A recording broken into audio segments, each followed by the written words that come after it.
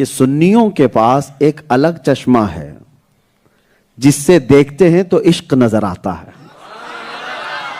یہ چشمے کی بات نہیں کر رہے ہم, یہ تو صرف آنکھ کا چشمہ ہے, لیکن ایک بصیرت کا چشمہ ہوتا ہے, دل کی نگاہوں سے دیکھنے والی بات.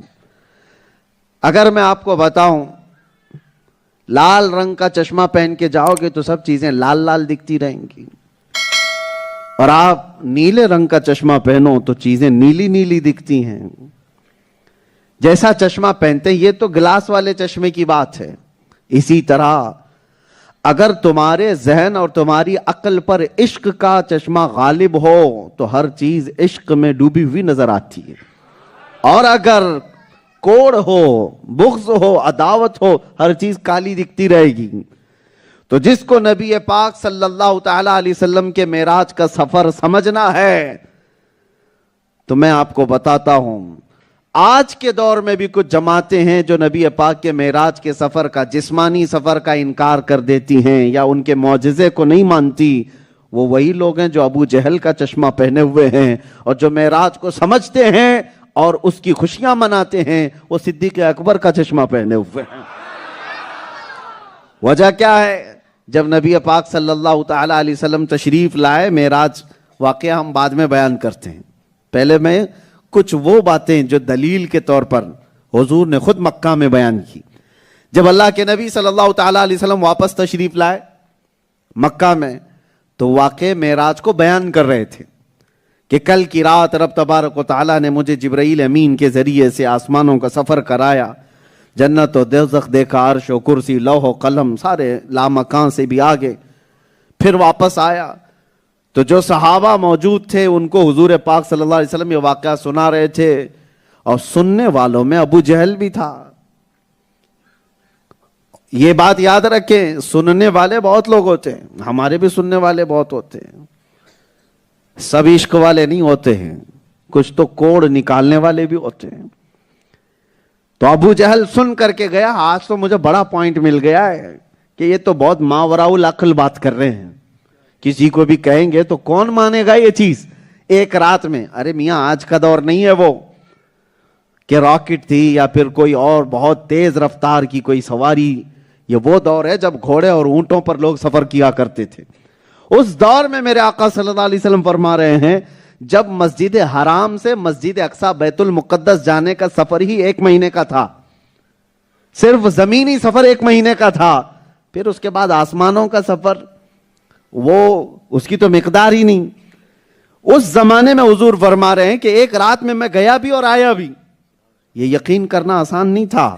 ابو جہل نے یہ پوائنٹ پکڑ لیا اور کہا کہ یہ تو بہت ماوراء العقل بات ہے, اس سے تو میں لوگوں کو اب بھڑکا سکتا ہوں محمد کے خلاف صلی اللہ علیہ وسلم. اور اتفاق ایسا کہ ابو جہل کو اس محفل سے اٹھنے کے بعد سب سے پہلا جو شخص ملا وہ ابو بکر صدیق تھے. وہ محفل رسول میں تھے نہیں, کہیں سے آ رہے تھے. ابو بکر کو پکڑ لیا ابو جہل نے, کہا ابو بکر پتہ ہے مکہ میں ایک بہت بڑا معاملہ ہو گیا ہے, ایک بڑا انسیڈنٹ. ابو بکر صدیق رضی اللہ تعالیٰ عنہ نے پوچھا کہ کیا ہوا ہے؟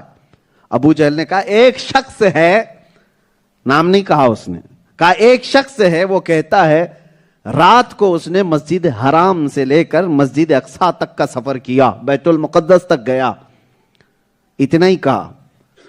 حضور تو بہت لمبا سفر بیان کیے ہیں, لیکن ابو جہل نے ابو بکر صدیق رضی اللہ تعالیٰ عنہ کے پاس اتنا ہی کہا ایک شخص ہے مکہ میں جو دعویٰ کر رہا ہے کہ رات کو وہ مسجد حرم سے مسجد اقصی تک گیا اور پھر واپس بھی آ گیا.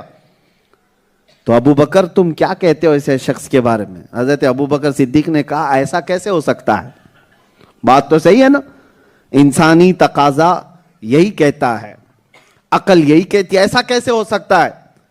حضرت ابو بکر صدیق نے بھی کہا ایسا کیسے ہو سکتا ہے. ابو جہل کو مل گیا پوائنٹ کہ یہ ابو بکر تو بہت محمد محمد کرتے رہتا ہے, آج میں اس کو ان سے دور کر ہی لوں گا. اور ٹھٹا مار کر کے ہنسنے لگا کہ ابو بکر صدیق کو. تو حضرت ابو بکر صدیق نے دیکھا کہ اتنی خوشیاں کیوں منا رہا ہے, پوچھا کون ہے, کس نے کہا؟ تو ابو جہل نے کہا ارے تمہارے قریبی ساتھی محمد صلی اللہ علیہ وسلم نے ہی یہ کہا ہے. تو جانتے ہو حضرت ابو بکر صدیق نے کہا رے کمبخت پہلے کیوں نہیں بتایا؟ تو نے تو کہا کہ وہ مسجد حرم سے مسجد اقصی تک جا کر کے ایک رات میں آئے، قسم رب ذوالجلال کی اگر وہ اس سے آگے آسمانوں کی بھی بات کریں تو بھی میں تسلیم کروں گا۔ اگر انہوں نے کہا ہے تو بالکل سچ کہا ہے، اس میں کوئی جھوٹ نہیں ہو سکتا۔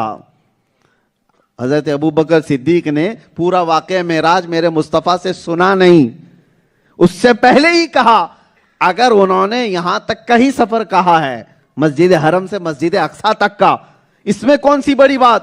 اگر وہ کہہ دیں کہ آسمانوں کا بھی سفر کیا ہے تب بھی میں تسلیم کروں گا۔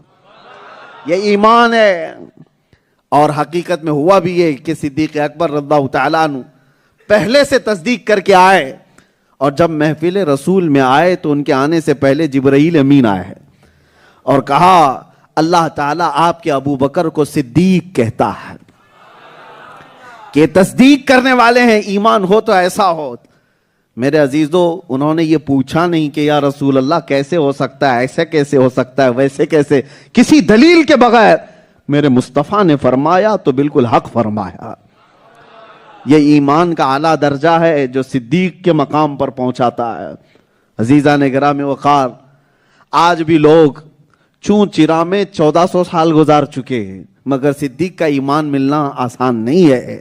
اسی لیے میں نے شروع میں کہا معراج کا سفر دیکھنے کے لیے ابو جہل کا چشمہ نہیں، صدیق اکبر کا چشمہ ہونا چاہیے۔ ان نظروں سے دیکھو تو ہر مرحلہ معراج سمجھ میں آ جائے گا۔ پہلا سفر، 3 سفر ہیں میرے آقا کے، ایک تو مسجد حرام سے مسجد اقصی تک، یہ زمینوں کا سفر ہے۔ دوسرا سفر ہے مسجد اقصی سے لے کر آسمانوں کا سفر، یہ آسمانی سفر ہے۔ تیسرا سفر ہے جہاں آسمان بھی ختم زمین بھی ختم، وہ لامکاں کا سفر ہے، جگہ کا نام ہی نہیں ہے، پورب پچھم اتر دکھن کچھ نہیں وہاں پر۔ یہ سمتیں کہاں پر ہوتی ہیں؟ ایسٹ ویسٹ ساؤتھ نارتھ کہاں ہے؟ یہاں سورج طلوع ہوتا ہے وہاں پر یہ جہتیں ہیں، ڈائریکشن ہے، ادھر پورب ہے، ادھر پچھم ہے، ادھر پورب ہے، ادھر اتر ہے، ادھر دکھن ہے۔ یہ ساری چیزیں کہاں ہوتی ہیں؟ جہاں سورج طلوع ہوتا ہے۔ میرے آقا وہاں چلے گئے جہاں سورج بھی نہیں، چاند کی بھی رسائی نہیں، جہاں پر ڈائریکشن ہی نہیں، تو اسی لیے اس کو کیا کہا گیا؟ لامکان، یعنی جس جگہ کا نام ہی نہیں۔ جگہ وہ ہوتی ہے جس کا کچھ نام ہو۔ اور یہ تیسرا سفر ہے۔ میں کہتا ہوں رسول مختار صلی اللہ تعالی علیہ وسلم کے تینوں سفر سمجھ میں آ جائیں گے، لیکن سب سے پہلی شرط ہے آپ کے اندر حب مصطفیٰ ہو، عشق رسول ہو۔ ہاں، اسی لیے بخاری شریف میں بھی واقعات بخاری موجود ہیں، لیکن پتہ نہیں وہ لوگ پڑھ کر کے ابھی تک کیوں ان پڑھ ہیں، پڑھ کر کے بھی ان پڑھ ہیں جو بخاری بھی پڑھتے ہیں۔ اسی لیے مشہور ہے، یہ کہا گیا ہے بے عشق مصطفیٰ جو پڑھتے ہیں بخاری، آتا ہے بخار ان کو آتی نہیں بخاری۔ بے عشق مصطفیٰ جو پڑھتے ہیں بخاری، بغیر حب مصطفیٰ کے بخاری بھی پڑھ لو تو بخار تو آ سکتا ہے، بخاری نہیں آئے گی۔ میرے عزیزو، شروعات ہم یہیں سے کرتے ہیں، عشق مصطفیٰ کے بغیر کوئی چیز ممکن نہیں ہے حصول اس کا۔ اور اس کو عشق کی زبان میں ہم ہندوستانیوں کے لیے پہلا مدرسہ ہے بریلی کے امام کا، پہلا مدرسہ ہے۔ وجہ یہ ہے کہ یہاں سے جو آداب سکھائے گئے، جہاں یہاں سے جو عشق کے تمام مراحل سکھائے گئے، میرے عزیزو، پھر بریلی کا چشمہ پہنو تو معراج کا سفر یوں نظر آتا ہے، وہ سرور کشور رسالت جو عرش پر جلوگر ہوئے تھے، نئے نرالے عرب کے سامان، نئے نرالے طرب کے سامان عرب کے مہمان کے لیے تھے، یہاں زمین پر وہاں فلک پر رچیتی مچیتی دھومیں، ادھر سے انوار اٹھتے آتے، ادھر سے نفحات اٹھ رہے تھے، اتار کر ان کے رخ کا صدقہ۔ یہ اعلیٰ حضرت کے کلام کو پڑھ رہا ہوں میں، جو معراج کا سفر بیان کیا ہے، اتار کر ان کے رخ کا صدقہ، وہ بٹ رہا تھا نور کا باڑا کہ چاند سورج اچھل اچھل کر جبیں کی خیرات مانگتے تھے، کہ چاند سورج اچھل اچھل کر جبیں کی خیرات مانگتے تھے۔ وہی تو اب تک چھلک رہا ہے، وہی تو جوبن ٹپک رہا ہے، وہی تو اب تک چھلک رہا ہے، وہی تو جوبن ٹپک رہا ہے، نہانے میں جو گرا تھا پانی کٹورے تاروں نے بھر لیے تھے۔ ये जो तारे जगमगा रहे हैं क्या समझते हो? आला हज़रत कहते हैं नहाने में जो गिरा था पानी रसूलुल्लाह के कटोरे तारों ने भर लिए थे। क्या मिसालें हैं। आला हज़रत यूं फरमाते हैं उतार कर उनके रुख का सदका वो बट रहा था नूर का बाड़ा, और इधर चांद सूरज उछल उछल कर जबी की खैरात मांगते थे, और फिर वही तो अब तक छलक रहा है, वही तो जोबन टपक रहा है कि नहाने में जो गिरा था पानी कटोरे तारों ने भर लिए थे। बचा जो उनके तलवों का धुवन, बचा जो तलवों का उनके धुवन, ये देखो मिसालें, बचा जो तलवों का धुवन बना वो जन्नत का रंगो रोगन, बचा जो तलवों का उनके धुवन बना वो जन्नत का रंगो रोगन। और आला हज़रत ने इसको क्यों फरमाया ज़ियाएं कुछ अर्श पर आई के सारी कंदीलें झिलमिलाई। अरे हुजूर खुर्शीद क्या चमकते। खुर्शीद किसको क्या कहते हैं? खुर्शीद सूरज को कहते हैं। आला हज़रत कहते हैं अरे हुजूर खुर्शीद क्या चमकते, हुजूर खुर्शीद क्या चमकते कि सितारे मुंह अपना देखते थे। हुजूर पाक सल्लल्लाहु ताला अलैहि वसल्लम की। और फिर पूरा सफर मेराज आला हज़रत एक शेर में बयान करते हैं, कौन समझ पाएगा। लोग अभी इसमें हैं कि रसूलुल्लाह का इतना पावर, रसूलुल्लाह की इतनी ताकत, वो कैसे गए, कहां गए, ये सब समझने के लिए एक चीज समझना होगा आपको। तुमने रसूलुल्लाह की हकीकत को कहां समझा? खुद मेरे आका फरमाते हैं मेरी हकीकत को मेरे रब के सिवा कोई नहीं जानता। तुम्हारी अकल वहां तक नहीं गई जो रसूलुल्लाह की हकीकत को समझ सके। लेकिन बरेली का इमाम यूं समझाता है वही है अव्वल, वही है आखिर, वही है जाहिर, वही है बातिन।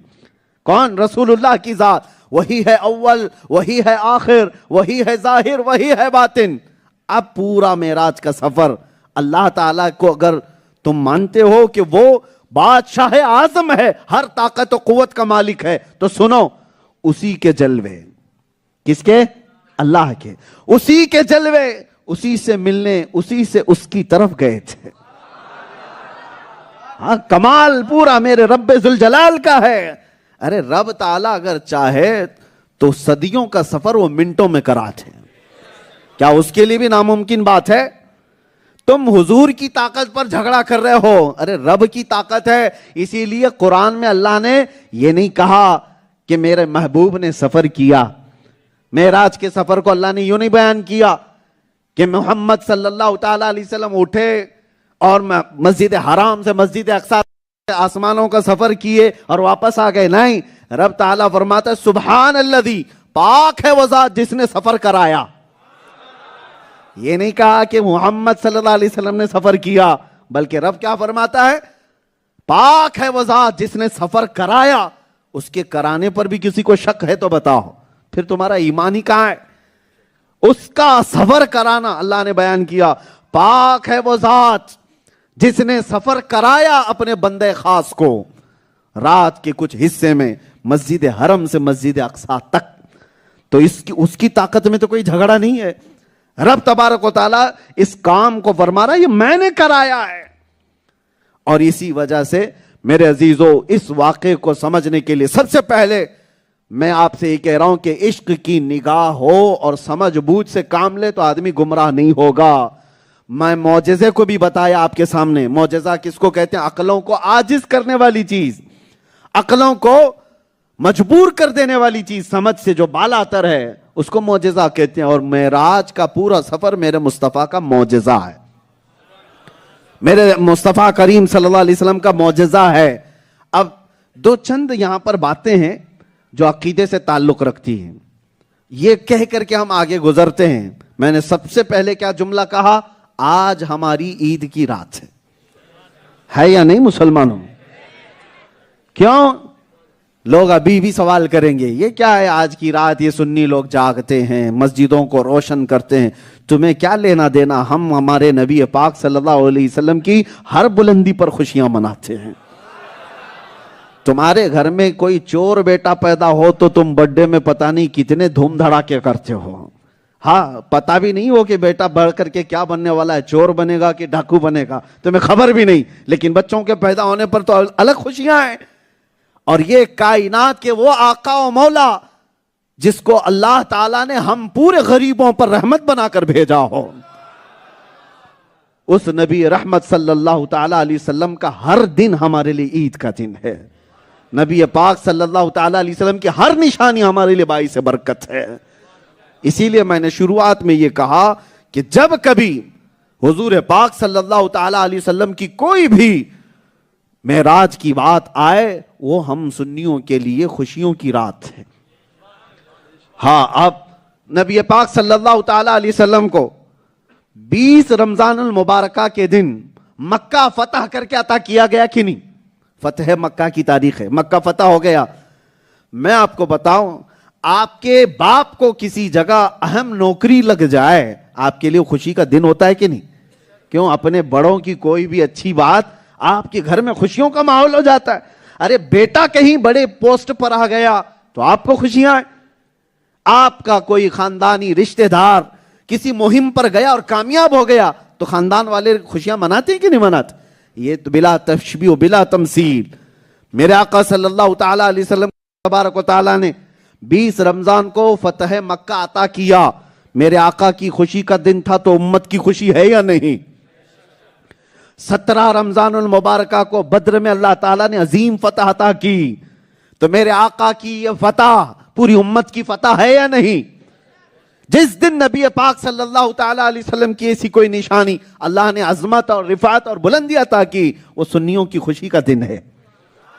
معراج کی رات، یہ 26واں رجب جو آج گزرا اور 27ویں شب شروع ہوئی، تمام محدثین نے بیان کیا ہے آج کی رات اللہ تعالیٰ نے اپنے نبی پاک صلی اللہ علیہ وسلم کو بستر سے اٹھا کر حرم کعبہ میں اور حرم کعبہ سے مسجد اقصیٰ سے آسمانوں کا سفر کرایا، اور یہ نہ اگلوں میں کسی کو ملا نہ آگے کبھی کسی کو مل سکتا ہے۔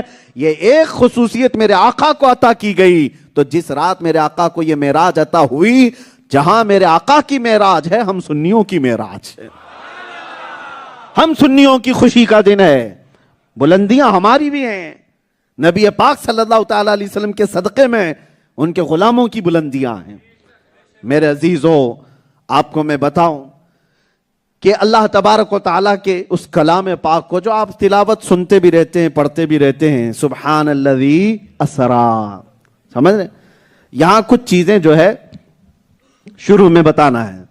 لوگ یہ سمجھتے ہیں کہ کچھ گمراہ فرقے یہ چال لے کر کے آتے ہیں، ارے ہم معراج کے سفر کا انکار نہیں کرتے، لیکن بات یہ ہے کہ حضور پاک صلی اللہ تعالیٰ علیہ وسلم سوئے ہوئے تھے اور خواب میں اللہ نے یہ سب دکھا دیا ہے، خواب میں اللہ تعالیٰ نے یہ سب دکھا دیا۔ اور ایک فرقہ ہے وہ کہتے ہیں کہ نہیں، اللہ نے رسول اللہ کی روح کو یہ معراج کرائی، سفر کرائی، حضور جسم کے ساتھ وہیں تھے۔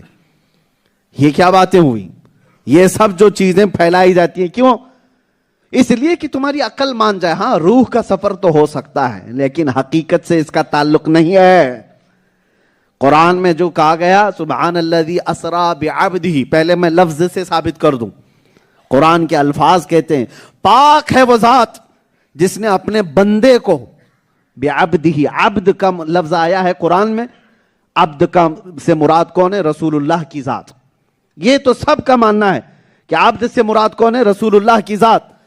اور عبد عربی میں روح کو نہیں کہتے، جسم کے مالک کو کہتے ہیں۔ عبد بندہ کس کو کہتے ہیں؟ روح اور جسم دونوں ہو، اور قرآن نے کہا ہے اپنے بندے خاص کو۔ دوسری دلیل میں آپ سے کہتا ہوں، میں سویا تھا۔ پہلی بات یہ ہے کہ آپ کو یہ بھی معلوم ہونا چاہیے، روایتیں بتاتی ہیں مکہ کے کفار و مشرکین نے جب یہ واقعہ معراج سنا تو انہوں نے قبول نہیں کیا، انکار کیا ہے، کہا محمد صلی اللہ تعالیٰ علیہ وسلم ایسی بڑی بڑی باتیں کر رہے ہیں، ہم اس کو نہیں مانیں گے۔ انکار کیا کہ نہیں کیا؟ یہ سب مشہور ہے۔ ابو جہل پارٹی پوری انکار کر گئی، یہ سارے لوگ انکار کرنے والے لوگ ہیں۔ سنیے آپ، وہ عقل والے لوگ تھے کہ نہیں؟ ارے سمجھ بوجھ رکھنے والے لوگ تھے کہ نہیں؟ وہ تو سمجھ سکتے تھے، انسانی عقل و شعور رکھتے تھے۔ میں اگر ابھی آپ سے کہوں کل رات میں سویا تھا اور امریکہ گیا، وہاں سے پھر UK گیا، پھر نیوزی لینڈ گیا، پھر وہاں سے ممبئی آ گیا، رات کو خواب میں یہاں وہاں گیا، تو آپ لوگ کیا کہیں گے؟ ہو سکتا ہے خواب میں کوئی آدمی کہیں پر بھی جا کے آ جائے، یہ تو نہیں کہیں گے جھوٹ بول رہا ہے۔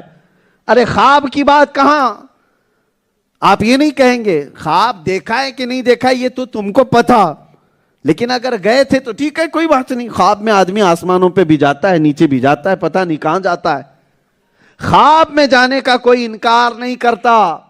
لیکن میں آپ کو بتاؤں، اگر میں یہ بات کہہ دوں کہ نہیں ایک رات میں اتنا سفر کر کے واپس آ گیا، تو آپ کہیں گے کیسے ہو سکتا ہے، آپ تو یہی تھے، جسم یہی تھا، کیسے جا کر کے آئے؟ تو مکہ والوں نے جو انکار کیا، حضور اگر یہ بتا رہے ہوتے کہ میری روح نے سفر کیا یا میں خواب میں سفر کر کے آیا، تو مکہ والے انکار کبھی نہیں کرتے، مکہ والے انکار نہیں کرتے، خواب کی بات تو مان لیتے۔ لیکن مکہ والوں کا انکار کرنا اس بات کی دلیل ہے کہ میرے آقا خود بیان کر رہے تھے کہ میں جسم کے ساتھ گیا تھا۔ ہاں، میرے آقا خود بیان کر رہے تھے کہ میں جسم کے ساتھ گیا تھا۔ اگر حضور خواب بیان کر رہے ہوتے تو مکہ والے کیوں انکار کرتے؟ ان کا انکار کرنا بھی اس بات کی دلیل ہے کہ میرے آقا نے روح کی سفر کا واقعہ نہیں بیان کیا، جسم کے سفر کا واقعہ بیان کیا ہے۔ اسی لیے عام زبان میں، حالانکہ یہ دلائل کی روشنی میں نہیں کہتا، عام زبان میں ہم بچپن میں تھے تو بہت چھوٹی چھوٹی کتابوں میں ہم کو جب پڑھاتے تھے تو ہمارے ایک استاد تھے، وہ کہتے تھے کہ لمبا واقعہ جو سنتے ہیں اس کو ہم 5 لفظوں میں تمہیں سمجھا دیتے ہیں۔ بہت چھوٹی، بہت پہلے کی بات بتا رہا ہوں میں، چھوٹے سے معراج کا لفظ تمہیں پوری معراج کرا دیتا ہے۔ عربی پڑھنے والے لوگ ہوں، اردو پڑھے ہوئے ہوں یا قرآن پڑھے ہوئے لوگ ہیں تو سمجھ جائیں گے۔ معراج میں 5 لفظ ہیں، میم، عین، را، الف، جیم، یہی ہے۔ پڑھے لکھے لوگ ہوں گے تو سمجھ جائیں گے۔ معراج جہاں پر بھی لکھا ہوگا آپ دیکھ لینا، اس کو پڑھ لینا، 5 ہی حرف ہیں معراج، میم، عین، را، الف، جیم۔ ہمارے استاد بتاتے تھے کہ یہ لفظ ہی تمہیں پوری معراج بتا دیتا ہے۔ کہا کیسے؟ کہا معراج کا میم بتاتا ہے محمد کو معراج ہوئی صلی اللہ علیہ وسلم۔ معراج کا میم کیا بتاتا ہے؟ محمد کو معراج ہوئی۔ اور عین بتاتا ہے عرش پر گئے تھے۔ اور معراج کا تیسرا حرف ہے را، را بتاتا ہے رات کو گئے تھے۔ اور چوتھا حرف ہے الف، یہ بتاتا ہے اللہ کے پاس گئے تھے۔ اور 5واں حرف ہے جیم، یہ بتاتا ہے جسم کے ساتھ گئے تھے۔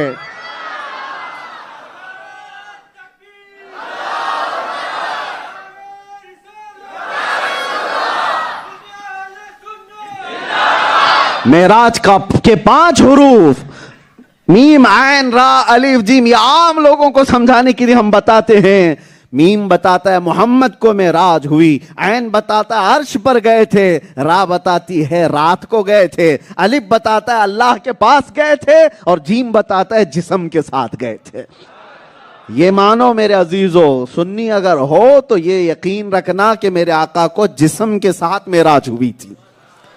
یہ جو ڈھکوسلے آتے ہیں ان کی باتوں میں نہیں آنا کہ حضور خواب میں گئے تھے، روح اس کے ساتھ گئے تھے، نہیں، ماننا کہ میرے آقا جسم کے ساتھ گئے تھے۔ اگر وہ پوچھے کہ ایسا کیسے ہو سکتا ہے تو پھر جواب یہی کہنا، اگر تجھے اور مجھے سمجھ میں آ جاتا تو حضور کا معجزہ کہاں سے ہوتا؟ اگر سب سمجھ میں آ جاتا، لوگ کہتے ہیں سائنس کے حساب سے سمجھائیں، سائنس بھی نہیں سمجھ سکتی معجزے کو، سائنس کا بھی ادراک وہاں تک نہیں ہے۔ اگر سائنس بھی سمجھ سکتی تو پھر معجزے کی خصوصیت نہیں رہ جاتی۔ معجزہ وہ ہے جو دنیا میں اس کے مقابل میں کوئی نہیں کر سکتا، صرف نبی کر سکتا ہے۔ سائنس نبی نہیں ہے۔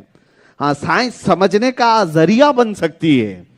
پہلے تو یہ بھی انکار کرتے تھے کہ اتنا تیز سفر نہیں ہو سکتا، لیکن اب تو سفر اتنا تیز ہوتا گیا کہ اب انسانوں کی عقل میں باتیں آنے لگ گئیں کہ ہاں یہ بھی پاسیبل ہے، یہ بھی پاسیبل ہے۔ پہلے اگر بولتے پچھلے دور میں 200 سال پہلے کہ میں ہندوستان میں بیٹھ کر کے برطانیہ میں بات کر رہا ہوں اپنے رشتہ داروں سے، تو لوگ کہتے تھے کہ پاگل ہو گیا ہے، یہاں سے وہاں کیسے بات کر سکتا ہے۔ اور آج کے دور میں کوئی تعجب کی بات نہیں، بات کیا دیکھ بھی سکتا ہے ویڈیو کال کر کے، یہ کوئی امپاسبل نہیں رہ گیا. زمانے کے ارتقاء، سائنس کی جدید ترقیات تمہیں سمجھانے کا ذریعہ بن سکتی ہیں، لیکن وہ معجزہ نہیں ہے، اور نہ ہی معجزے کے برابری کر سکتی ہیں. بعض لوگ حضور کے اس سفر معراج کو سائنس کے ذریعے سے سمجھانے کی کوشش کرتے ہیں. نہ ہی غلط.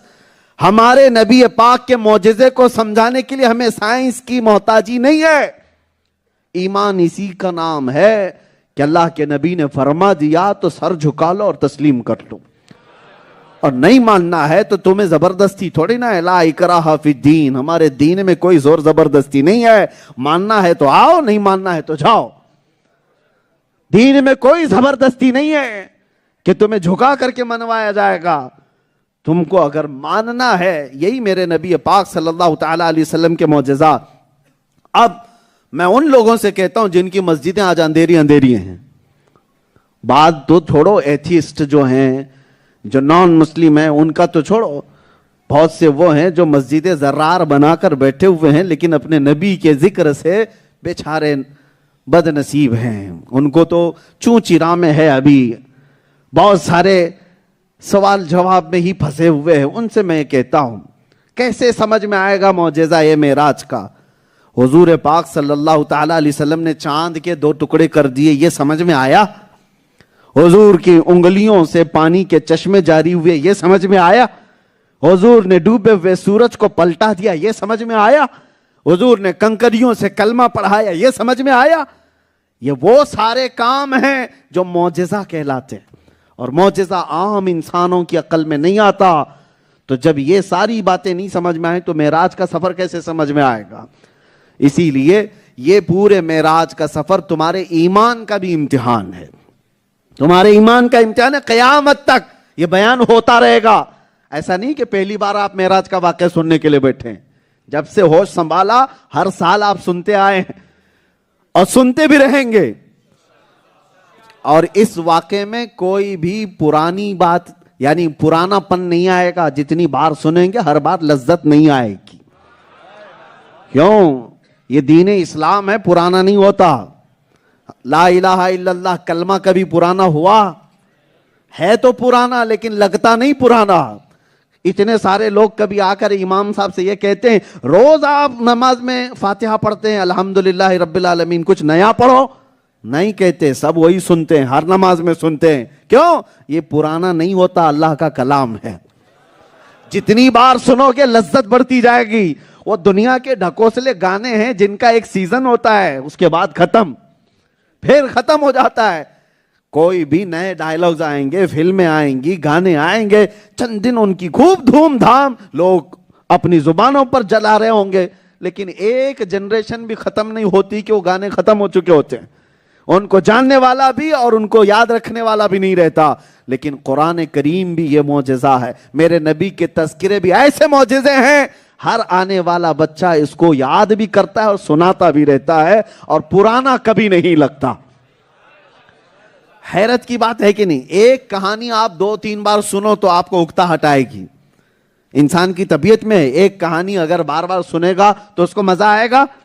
نہیں آئے گا. لیکن حسین اعظم کے کربلا کے واقعات ہر سال سنو، ارے صرف مزہ نہیں، آنکھیں بھی نم ہو جاتی ہیں. ہوتا ہے کہ نہیں ہوتا ہے؟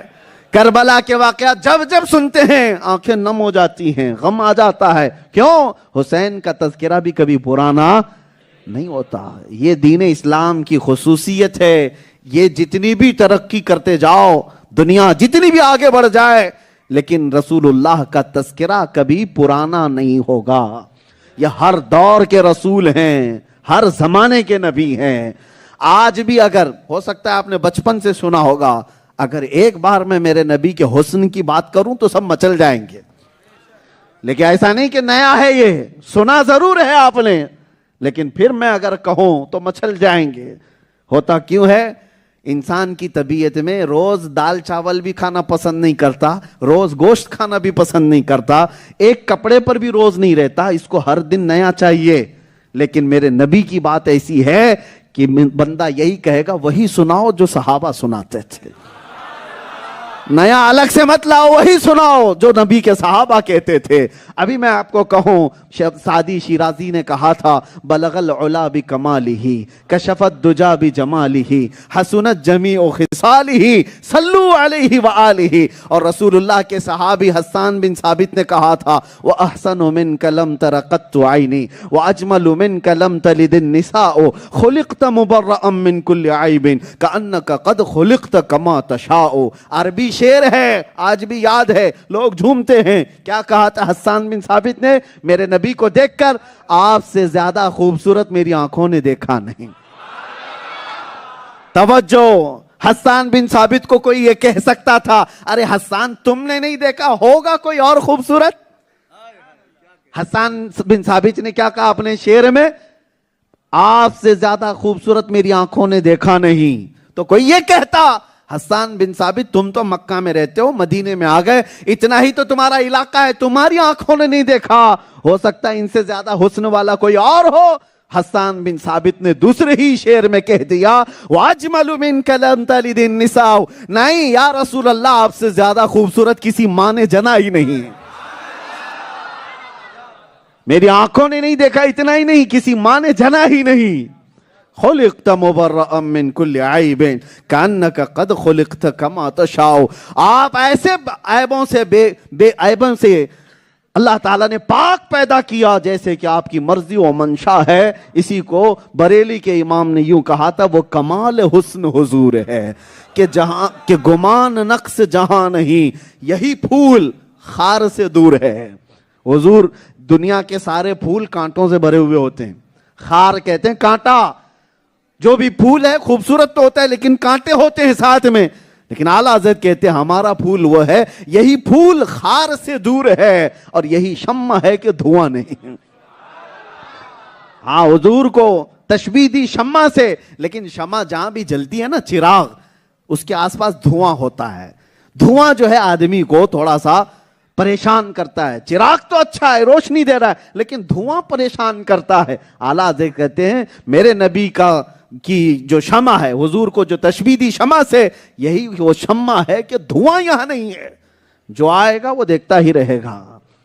अजीज़ान गिरामी वक़ार, तज़किरा मुस्तफ़ा कभी पुराना नहीं होता। सफर मेराज भी कयामत तक पुराना नहीं होगा। मेरा खुद का सफर या आपका किसी का सफर 2-4 बार बयान कर दो, देखो लोग कहेंगे बस करो मौलाना, कितनी बार बोलते हो, कितनी बार बोलोगे, सुन तो लिया हमने, लेकिन नबी के सफर को कहो, आप कहेंगे और बोलो और बोलो। वजह क्या है? इसमें अल्लाह ताला ने रूहों को लज्जत मेरे मुस्तफ़ा के जिक्र में रखी है। हमारे जहन और हमारे कुलूब की लज्जत अल्लाह ने मेरे मुस्तफ़ा के जिक्र में रखी है, और इसीलिए मेरे आका के जिक्र से कभी कोई परेशान नहीं होता। मैंने मिस्र में देखा है, मिस्र के लोग, इजिप्ट के, अरबी पैदाइशी अरबी है, मादरी जुबान अरबी है। हमारे उस्ताद मौलूद की महफिल करते थे हर जुमा को, हम भी जाते थे, और जब उनकी महफिल ख़त्म होती, हम हिंदुस्तानी तलबा जो पढ़ने के लिए वहाँ थे, पाकिस्तानी थे, बांग्लादेशी थे, इंडोनेशी, मालयशी, सब सारे लोग आते थे। मौलूद की महफिल अरबी में होती, और जब महफिल ख़त्म हो जाती तो वो शेख ये कहते कि इंडियन स्टूडेंट्स कौन है यहाँ पर, हिंदुस्तानी तलबा कौन है? हम खड़े होते, कहते वो पढ़ो मुस्तफ़ा जाने रहमत पे लाखों सलाम। हम पढ़ते थे, पूरा सलाम पढ़ लेते थे, वो खड़े झूमते रहते थे, उनको समझ में कुछ नहीं आता। अरबी लोग हैं, अरबी लोग हैं, लेकिन मुस्तफ़ा जाने रहमत पे लाखों सलाम हम पढ़ करके आते। एक दिन मैंने पूछा था, उस्ताद जी आपको समझ में आता है ये कि ये पूरा सलाम जो हम लोग पढ़ते हैं आप क्यों बार बार कहते हैं? उन्होंने कहा इश्क के लिए समझ की जरूरत नहीं होती। जिस जुबान में बंदा आशिक होता है वो पूरी दुनिया को कायल करके रहता है, पूरी दुनिया को कायल करके रहता है। मेरे अजीजों, एक वाकया भी मुझे याद आता है। मुंबई की सरजमीन पर केरला के एक बहुत बड़े आलिम दीन थे, आज से तकरीबन 20-30 साल पहले की बात बता रहा हूं, 93 में। आप इधर मुतवज्जो रहे, महफिल इस तरफ रहे। केरला की जुबान तो आप जानते हैं मलयालम, वो ऐसे बाउंस जाएगी कि आपको समझ में ना आए। मलयालम, हम हैं हिंदुस्तान में, लेकिन इतनी कड़क जुबान है कि जल्दी लोगों के समझ में नहीं आती। लगता है यहाँ ट्रस्टी ज्यादा हैं बिठाने वाले। बहरहाल एक आदमी काफी है बिठाने के लिए, बाकी सारे लोग खुद बैठ जाएंगे, बच्चे तो नहीं है। आप तवज्जो रखें, महफिल को डिस्टर्ब ना करें। दुरूद पाक। अल्लाहुम्मा सल्लि अला सय्यिदिना मुहम्मद मअदनिल जुदी वल करम व आलिहि व अस्हाबिहिल किराम व इब्निहिल करीम व बारिक व सल्लिम सलातन दाइमतन सरमदन अबदा। मैं बात कह कर के आगे बढ़ जाता हूँ। बड़े आलिम दीन थे 93 में, मैंने अपने बड़ों से सुना कि वो आए और स्टेज लगा और मलयालम में वो बयान करते, उनका जो जज्बाती बयान था लोगों में मशहूर था। मैं नाम नहीं जिक्र कर रहा हूँ, लेकिन एक ट्रांसलेटर हाथ में खड़ा रहता था, वो मलयालम में बोले, उसके बाद ये ट्रांसलेट करे, फिर वो बोले, फिर ये ट्रांसलेट। हैरत की बात है, हैरत की बात है। मुंबई के इलाके के वो महफिल आज भी लोगों के जहन में है। लोगों ने ट्रांसलेटर से कहा तू बैठ जा, तर्जुमा करने की जरूरत नहीं, उनको उन्हीं की जुबान में बयान करने दो, इसलिए कि वो जो इश्क की बात कर रहे हैं समझ तो कुछ नहीं आता, उनके जज्बात देख करके दिल में मचल होती है। बहुत सारी जगहों पर बॉडी लैंग्वेज ही इश्क फैलाती है।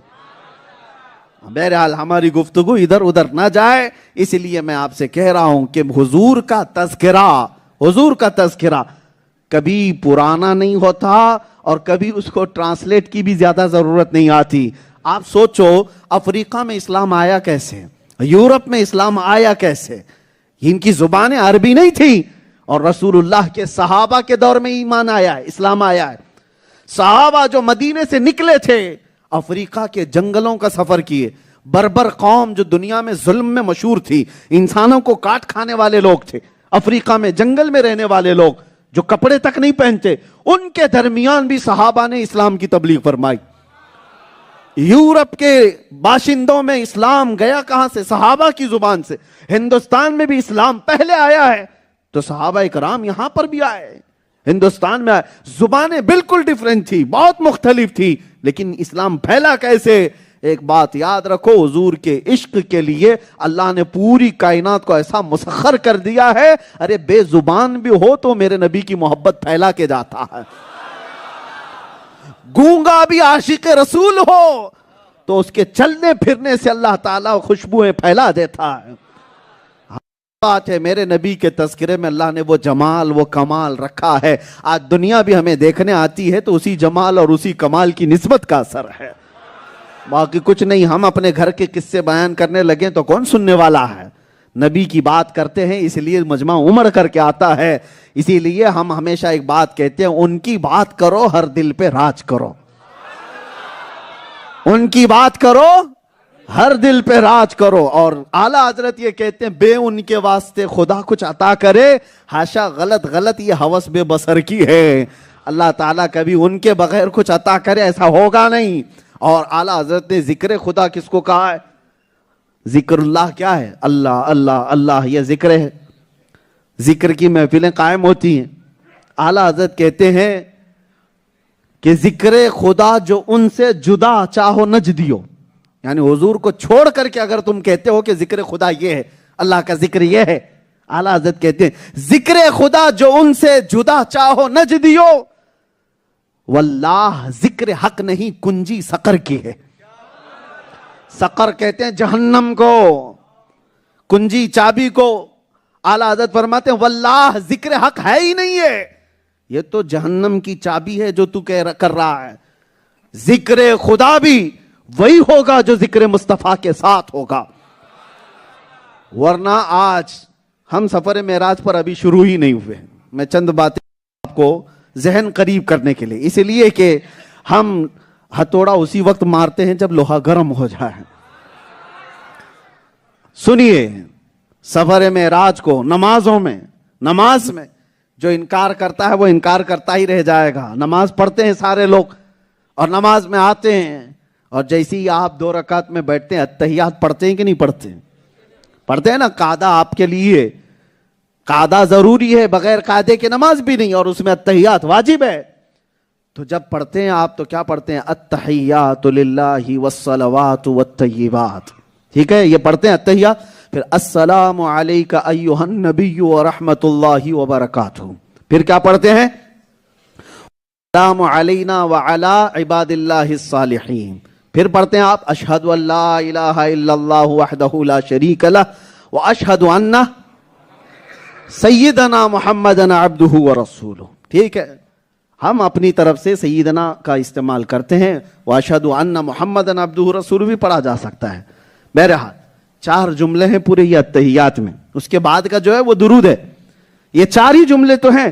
التحیات للہ والصلوات والطیبات ایک جملہ, السلام علیکہ ایھا النبی ورحمۃ اللہ وبرکاتہ دوسرا جملہ, والسلام علینا وعلی عباد اللہ الصالحین تیسرا جملہ.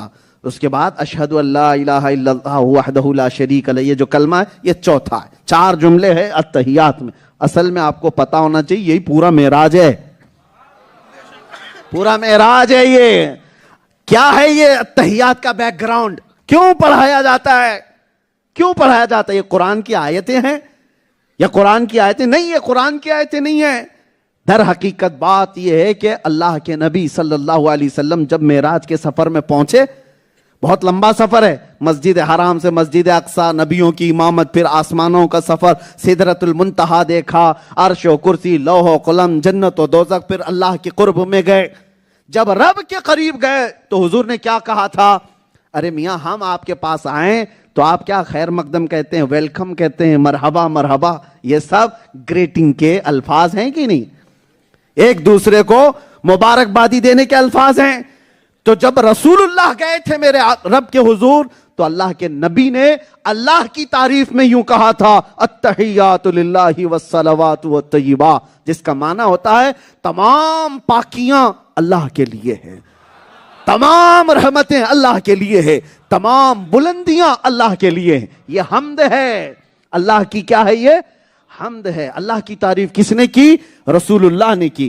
اللہ کی تعریف جب رسول اللہ نے کی تو رب نے جواب میں کہا, السلام علیکہ ایھا النبی, اے نبی تم پر سلامتی ہو. اور اتنا ہی نہیں کہا ورحمۃ اللہ وبرکاتہ, اللہ کی رحمتیں بھی ہوں اور برکتیں بھی ہوں. پہلے نبی نے اللہ کی تعریف کی تو جواب میں اللہ نے کیا کہا, سلامتی ہو اے نبی آپ پر. اور اتنا ہی نہیں, یہاں ختم نہیں ہوا. اب میرے نبی کا خاصہ دیکھو, میرے نبی کی رحمتیں دیکھو. اللہ نے جب رسول کو سلام کیا ہے تو حضور نے وہاں پر یہ نہیں کہا کہ اس سے بڑھ کر کے کس کو آج قسمت ملی ہے, کس کو یہ نصیبہ ملا ہے, کسی کو نہیں. لیکن رسول اللہ نے اسی وقت فوراً عرض کیا, والسلام علینا وعلی عباد اللہ الصالحین, اے مولا صرف مجھ پر نہیں میری پوری گنہگار امت پر بھی تیری سلامتی ہو. علینا والسلام علینا میں رسول اللہ نے اپنی پوری گنہگار امت کو شامل کیا. وعلی عباد اللہ الصالحین, اور تیرے نیک بندوں پر بھی تیری رحمت ہو اور میری گنہگار امت پر بھی تیرا سلام ہو. اللہ, ایک کنورسیشن ہے کس رات کا, آج کی رات کا. رسول اللہ گئے اور تعریف کی پہلے اللہ کی, التحیات للہ والصلوات والطیبات. یاد رکھنا جب بھی نماز پڑھنا, اور رسول اللہ نے جب تعریف کی تو رب نے کیا کہا, السلام علیکہ ایھا النبی ورحمۃ اللہ وبرکاتہ, اے نبی آپ پر سلامتی ہو, اللہ کی رحمتیں اور برکتیں ہوں. پھر رسول اللہ نے عرض کیا, مولا صرف مجھ پر نہیں میری پوری گنہگار امت پر بھی سلامتی ہو اور تیرے نیک بندوں پر بھی سلامتی ہو. یہ کنورسیشن چل رہا تھا. حضور نے حمد بیان کی, رب نے سلام کیا, پھر گنہگار امتیوں پر اور نیک بندوں پر بھی رب کی سلامتی کی عرض میرے آقا نے کی. یہ جو مکالمہ چل رہا تھا سارے ملائے اعلیٰ فرشتے سن رہے تھے, سارے فرشتے سن رہے تھے. جب نبی اور خدا کی باتیں فرشتوں نے سنی تو سارے فرشتوں نے پکار کر کہا, اشہد ان لا الہ الا اللہ. سارے فرشتوں نے کہا, ہم گواہی دیتے ہیں کہ اللہ کے سوا کوئی معبود نہیں, اور ہم گواہی دیتے ہیں کہ محمد اللہ کے رسول اور اس کے بندے ہیں. ہے یہ پورا واقعہ معراج. اسی لیے نماز کو کہا گیا ہے مومنوں کی معراج ہے.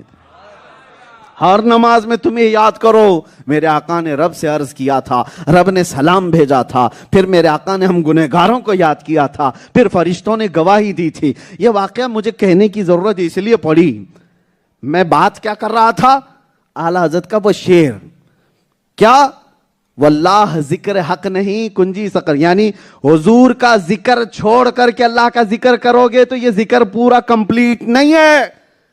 یہی معراج کا واقعہ بتاتا ہے.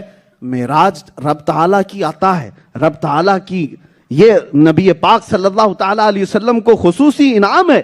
لیکن اس رات اللہ نے یہ بتایا جہاں محبوب نے میری تعریف کی, اے امتیوں یاد رکھو میری سنت ہے نبی کو سلام کرنا. توجہ, جہاں رب کی تعریف نبی نے کی, اللہ نے بتایا میری سنت ہے نبی کو سلام کرنا. نبی نے اللہ کی حمد کی اور اللہ نے نبی کو سلام کیا. اسی لیے سنیوں کی محفل سلام کے بغیر کمپلیٹ نہیں ہوتی. سلام کے بغیر, ہاں جن کو درد ہے تکلیف ہے وہ رب کی سنت کو چھوڑ کر نکل جاتے ہیں.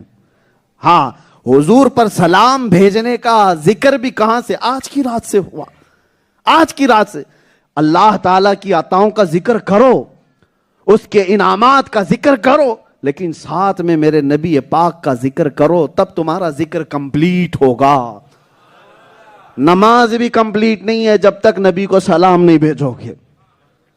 اور کچھ وہ خبیث ہیں جنہوں نے یہ کہا کہ نبی کا خیال آ جانا نماز میں گدھے اور بیل کے خیال سے بدتر ہے. معاذ اللہ رب العالمین. یہ کوئی چھپی ہوئی باتیں نہیں, چھپی ہوئی ہیں کتابوں میں, کتابوں میں موجود ہیں. اور لوگ آج یہ کہتے ہیں کہ مولانا لوگ اختلافات کیوں کرتے ہیں. تمہیں کیا پتا ہماری یہ پیٹ کے اختلافات نہیں ہیں, ہماری جائیداد کے اختلافات نہیں ہیں. نبی پاک صلی اللہ تعالیٰ علیہ وسلم کی ذات پر اگر کوئی مسلمان بن کر کے بھی کیچڑ اچھالتا ہے تو ہم اس کی دم پر پاؤں رکھیں گے اور اس کے خلاف ہم بیان کرتے رہیں گے زندگی بھر. اس لیے کہ ہماری زندگی کا مقصد ہی ہے, ہم نے تو یہ طے کیا ہے یا رسول اللہ ہے جو زندگانی باقی, یہ ارادہ کر لیا ہے تیرے منکروں سے آقا میں مروں گا لڑتے لڑتے. ہاں تیرے منکروں سے آقا میں مروں گا لڑتے لڑتے. اس لیے کہ ہمیں جو کچھ بھی ملا ہے وہ نبی کے صدقے میں ملا ہے. تو جب حضور پاک صلی اللہ تعالیٰ علیہ وسلم کی عزت پر بات آئے تو کیا ہم کھاتے پیتے رہ جائیں؟ ہاں ہم حلوہ پراٹھے اور بریانیوں پر رہ جائیں؟ میرے عزیزو, حضور کی عزت پر بات آئے تو اس کا دفاع کرنا ہر مومن کا حق ہے.